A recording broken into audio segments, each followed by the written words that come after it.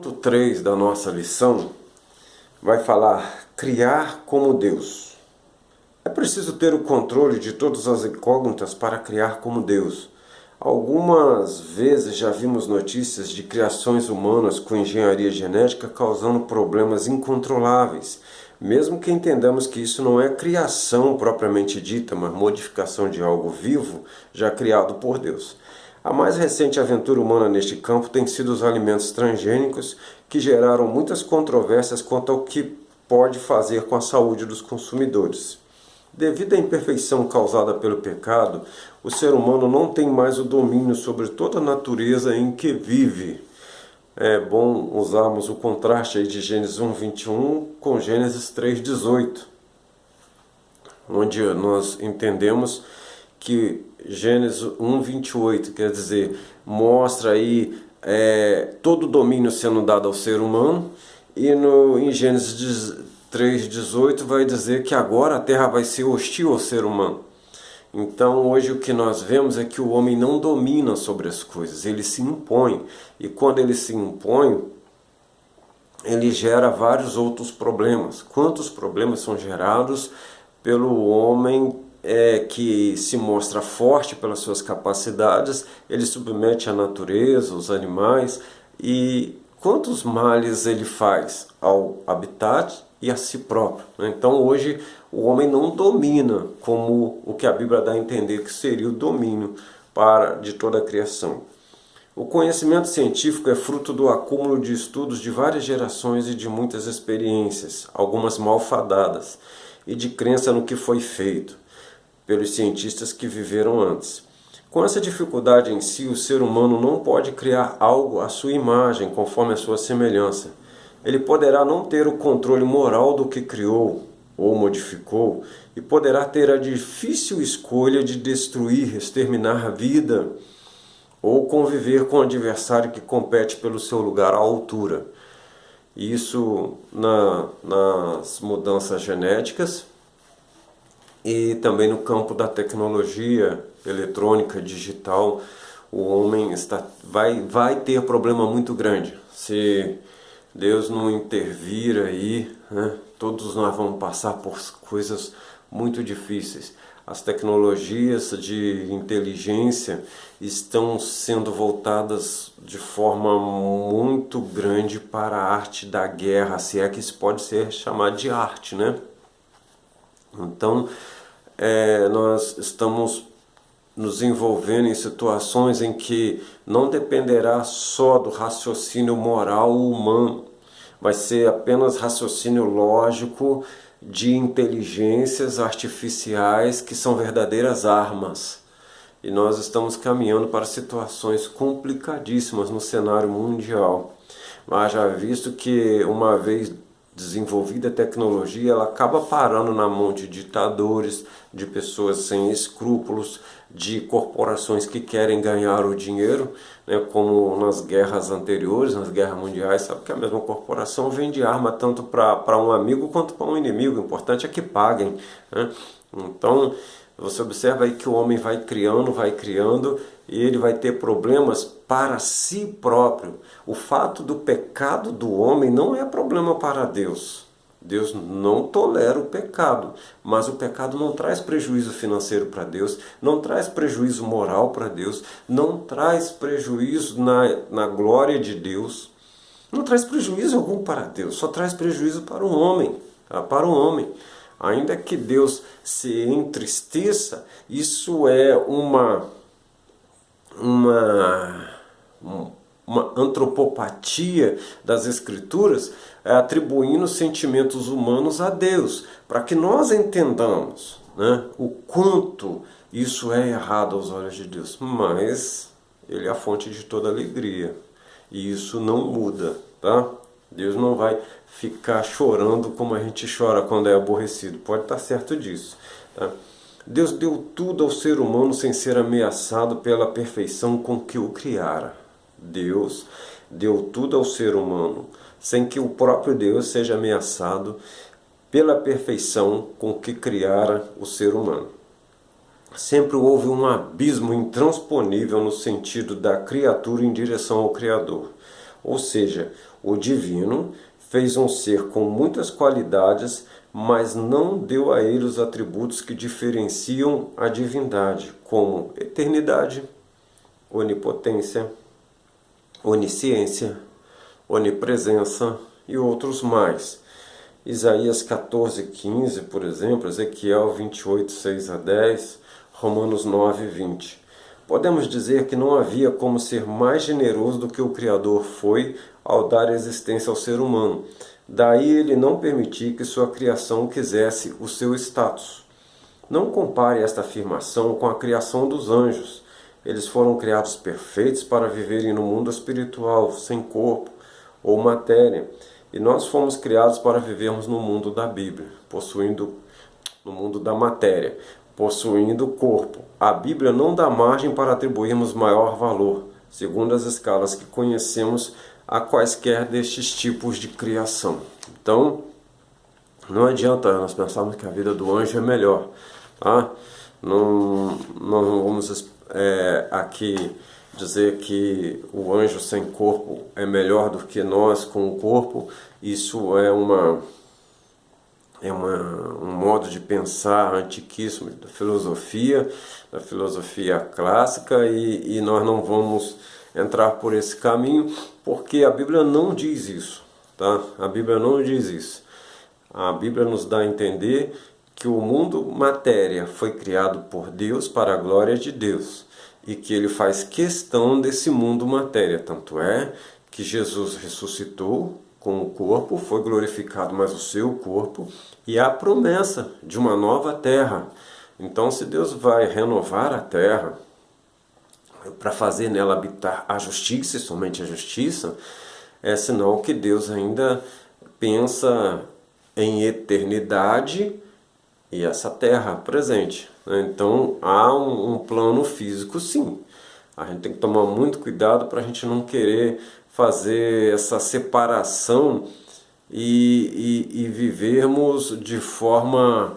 Porque você vai ter que negar o físico, você vai ter que negar e achar que só o espírito vai. Daí onde surgem as muitas ideias religiosas dentro do cristianismo. Por exemplo, que o que importa é o que está na minha mente, o resto não importa. Vai aparecer o gnosticismo. Isso aí é o gnosticismo com suas variadas formas de tentar tirar pedaços da Bíblia, né? É uma tática de guerra, né? Separar para derrotar. Então, temos que manter unidos com a palavra de Deus, em toda a palavra de Deus, não é só um pedacinho, do princípio ao fim, né? A Bíblia foi escrita para aviso nosso, para quem os tempos são chegados. Então, nós não podemos mudar isso. Nós temos um quadro explicativo aí também sobre o assunto, na página 35, nós vamos ler também, porque nem todos podem estar com as suas revistas, por causa da dificuldade que nós estamos passando. A pergunta sobre o porquê de Deus ter colocado a árvore do conhecimento do bem e do mal no jardim pode ser reformulada em outra pergunta. Por que Deus resolveu testar o homem, mesmo sabendo que ele falharia no teste e abriria as portas da humanidade para o pecado? A resposta dessa pergunta exige o conhecimento dos propósitos eternos de Deus. Então, obviamente, não somos capazes de compreender plenamente tudo. O que sabemos é que o fim de todas as coisas é a glória de Deus. Então esteja lá, tá? A rebeldia do homem ao comer da árvore não pegou Deus de surpresa. Dessa forma, a reprovação do homem nesse teste foi considerada no plano eterno de Deus, concebido de acordo com a sua vontade santa e justa. Encontramos conforto ao saber que, muito além do nosso entendimento, tudo aconteceu de um modo em que, no final, Deus receberá maior glória, seja na manifestação de sua graça, seja na manifestação de sua justiça. Não é um texto sagrado, é um comentário, né? Assim como o comentário que nós estamos lendo, que quando nós estamos lendo o texto sagrado nós falamos as referências aqui, mas é interessante que ele escreve assim, dessa forma, a reprovação do homem nesse teste foi considerada no plano eterno de Deus. Foi considerado, Deus sabia. Não pode-se dizer que não foi planejado, mas foi considerado. Deus sabia. E Deus... Você tem que entender que Deus quer um homem que o queira. Deus não quer um homem que não o conheça, tá? Que não conhece todas as possibilidades. Ele fez uma mente com capacidade de conhecer as possibilidades. É isso que nós temos que nos alegrar, ao invés de ficar procurando meios de questionar a Deus, né? Alegre-se nisso, principalmente você salvo, que você entendeu que Deus está sendo ainda mais glorificado. Ele seria glorificado na sua inocência? Seria. Mas ao invés de inocência, agora ele vai ser glorificado na graça e na justiça. E ele tem graça e tem justiça. Se ele não tivesse, nós não teríamos solução, mas também era como se não tivesse dado certo. Mas ele tem graça e justiça, né? A graça dele pode todas as coisas, a justiça dele faz separação entre o que o ama e o que não ama. Tranquilamente. Não é problema para ele, tá? Então nós temos que ter isso em mente. A conclusão dessa lição, agora, nós vamos ler aqui, vamos comentar, mas é muito parecida com a anterior, porque as perguntas são muito parecidas, tá? E nós vamos fazer aqui então. Podemos dizer que o versículo tema dessa lição afirma que Deus cria o mal e as trevas no sentido de usar estes entes, o mal e as trevas, para castigar os seres humanos aos quais eles, de muitas formas e por muito tempo, se revelou. Mas estes quiseram se manter no caminho da rebelião. O contexto nos mostra que o profeta está advertindo um povo que teimava em permanecer na idolatria e perversidades morais e sociais que dela procedem. No mesmo contexto, Deus está prometendo escape das tragédias e restauração de um povo remanescente. Isaías 55. Se nada fosse feito, o remanescente fiel seria extirpado e a promessa ou a aliança de Deus estaria ameaçado, já que em sua santidade Deus não permitiria uma história de redenção manchada. Ainda no tempo presente, as coisas latentes no interior do ser humano são ativadas para dar forma ao pecado, e mesmo não havendo mais inocência absoluta, o volume de pecados continua crescendo com as consequências mais funestas possíveis. Deus não precisa criar o mal ou as trevas. Tais coisas já existem quando ele é afastado pelo pecado humano. Então o pecado humano afasta a Deus e o homem se afasta de Deus ao pecar, porque ao pecar, ao consumir do fruto da árvore, o homem se esconde de Deus, coisa que ele nunca tinha feito, ao que o texto dá a entender. Ao que o texto dá a entender, ele nunca tinha feito, tá? Ele fez todas as coisas para sustentarem por ele, para serem sustentadas por ele mesmo, Deus. Quando nós estudamos ali, eu fico estudando sobre as organizações atômicas. Eu falo assim, gente, é complicado dizer que aquilo ali é daquele jeito, pelo menos são teorias, mas você mostra que as coisas, mesmo as coisas sólidas, elas têm espaços vazios, muito mais espaços vazios do que realmente os espaços ocupados. É como se fosse uma forma de energia que circula em todas as coisas. Você imagina em todas as coisas. Você imagina o que a gente pode chamar, né, do princípio vital. É complicado. Uma semente tem vida dentro dela, uma semente jogada fora, ela tem vida dentro dela. Semente que a gente cospe quando está comendo as frutas, joga lá. Semente que está lá no asfalto, ela tem vida nela. Semente que ninguém dá nada. Colocar no lugar propício, ela germina e gera uma árvore, tal qual a que ela saiu dela, né? Então, quaisquer de suas criaturas de Deus que se alijam desses sustentos estarão sujeitas ao preço estipulado. Então, quando Deus falou, se você comer do fruto, você vai morrer. Morte no sentido físico é a separação entre a alma e o corpo. E aqui Deus está dizendo para Adão que morte vai ser a separação dele. Vai ser a separação.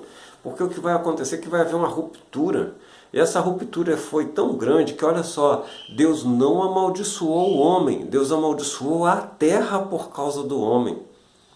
Então os animais se tornaram contrários ao homem, a própria agricultura se tornou penosa. Muitas coisas hoje, a própria terra se contorce na sua estrutura por causa do pecado do homem. A terra foi tornada maldita por causa do pecado do homem. É engraçado que Deus não faz o homem ser um maldito, muito pelo contrário. Já é oferecido, já em Gênesis 3, a oferta para o homem se voltar para Deus. Já começa ali a história da redenção. O pecado já começa a redenção. Deus já começa logo. Fala assim, agora você conhece o bem e o mal, eu vou trabalhar com você na história do seu resgate. Você precisa ser resgatado, porque a sua tendência será o mal.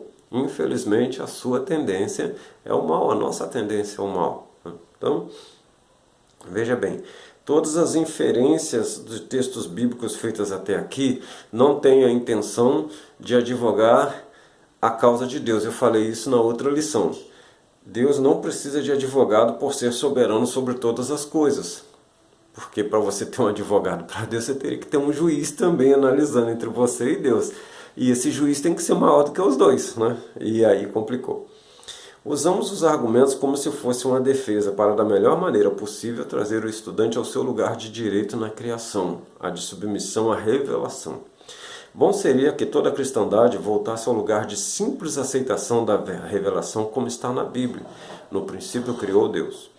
Sem argumentações, como se houvesse a possibilidade dele errar em algo, seja com intenção ou não de nos prejudicar.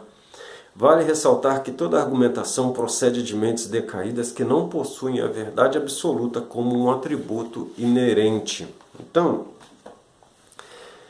nós devemos aqui entender que é simples a revelação de Deus. Nós é que tornamos complicado. E o desejo de Deus, ao revelar-se em Jesus, né?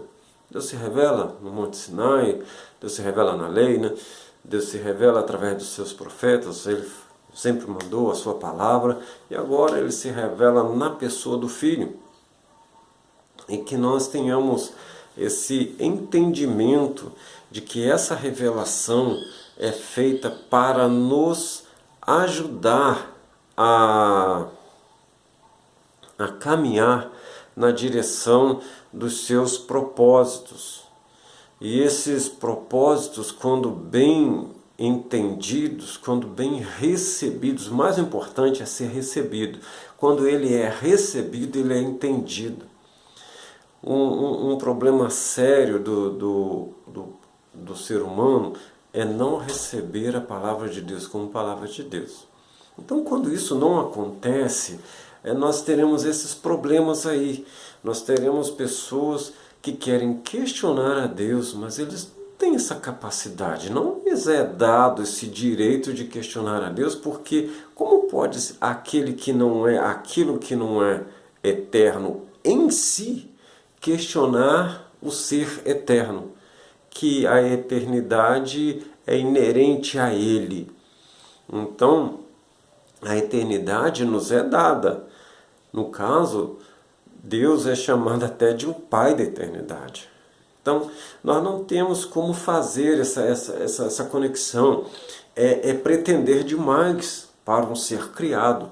É querer ir além daquilo que nos foi dado. E quando nos foi dado até ali, não tem como passar dali para diante.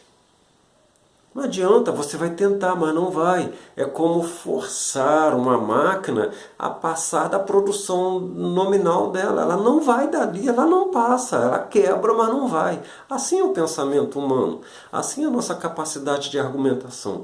Como que eu vou argumentar? Eu vou ficar argumentando, mas não tem quem me ouve. Eu vou argumentar, mas o preço já está estipulado e vai ser aquilo. Quando você chegar lá no final, o preço vai ser aquele. Então, que nós devemos nos esmerar dentro de nós, pregadores da Bíblia, aqueles que vivem a palavra de Deus, considerar os nossos caminhos, perguntar para nós mesmos, pedir orientação do Espírito Santo, se dentro de nós não tem as mesmas perguntas, que nós queremos, inclusive, as mesmas respostas que aqueles que nos perguntam. Porque uma coisa é eu ter a palavra como um livro que eu leio e entendo a sequência de letras e palavras e sinais que estão ali. Então eu sei fazer a interpretação desse texto. Mas esse texto fala comigo? Esse texto produz a renovação do meu entendimento? Porque eu posso entender muito de tecnologia, mas eu entendo de vida eterna ou eu preciso ser ensinado todo dia? Eu sei o caminho da vida eterna ou é melhor eu andar no caminho que Jesus preparou e estabeleceu para que eu andasse nele? Eu sei onde está a porta ou é melhor eu não desviar do caminho porque senão eu não acho a porta? É melhor eu me adequar à porta ou eu carregar toda a minha bagagem e chegar lá não ser digno de entrar naquela porta porque ela é estreita? Ela é estreita porque ela é baseada na simplicidade do Evangelho. É o Evangelho, é o simples do Evangelho. E o simples do Evangelho não é baseado nas explicações, é na fé. Então, nós temos uma explicação que, vamos lá para a ressurreição de Jesus. A ressurreição de Jesus é um fato que gera fé.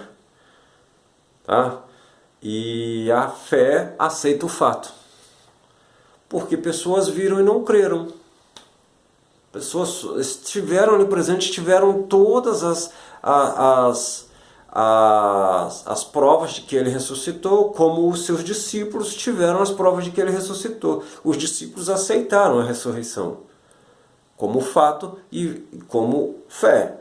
Agora eles viram, não tem como dizer que o fato não existiu, mas também não aceitaram. Então, assim é a bondade de Deus, a severidade de Deus, o fato de Deus ser quem Ele é, o Pai, o bondoso, é Ele que está separando um povo seu, especial, zeloso de boas obras, baseados na fé nele. Então nós temos que ter isso em mente. Nós não podemos deixar que os argumentadores nos levem para o caminho da razão, porque senão nós seremos engodados até por concupiscências que estão no mundo e podem achar caminho em nós. Verifique a sua fé. Aluno de escola dominical, verifique a sua fé. Verifique se realmente a verdade está em você porque Deus falou, ou se você precisa de comprovação científica.